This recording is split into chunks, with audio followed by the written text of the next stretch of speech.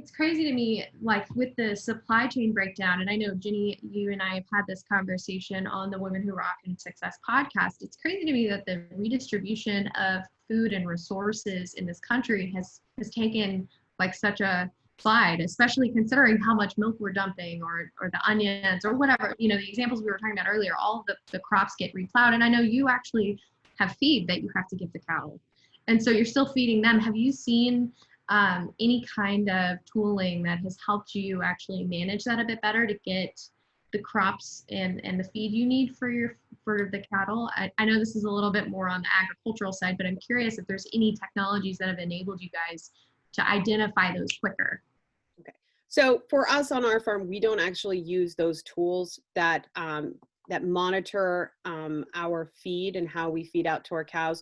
We use a spreadsheet, which I think is an amazing tool, and I will always be a fan of it. And I hate Microsoft. I mean, I hate numbers on Apple. I'm a Excel gal, but there are people that use a lot of technology that not only monitors what's in their feed bunk and their foods and their feed storage, because there's multiple commodities that we use to feed our cows. We create a total mixed ration for them.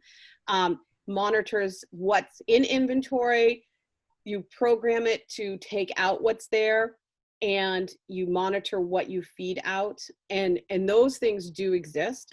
And there are barns that are actually completely robotic in that manner, or automated, I guess should be the thing. But the independent wagon is programmed and will go to the distribution point for whatever commodity it needs. It will receive the amount it's been programmed to receive. It will dock at the next commodity distribution point.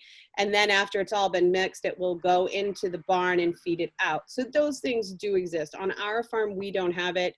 I know it sounds antiquated, but the best hard drives we have sit on shoulders here. So a lot of that work is being done up there.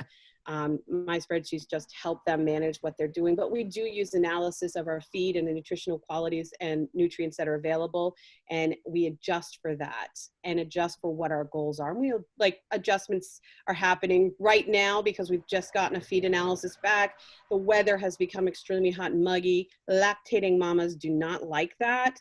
And I'm talking about the cows. I can't speak for humans, but they are, we're trying to adjust for that and make sure that we're giving them everything they need so they can stay as cool as they need to be. So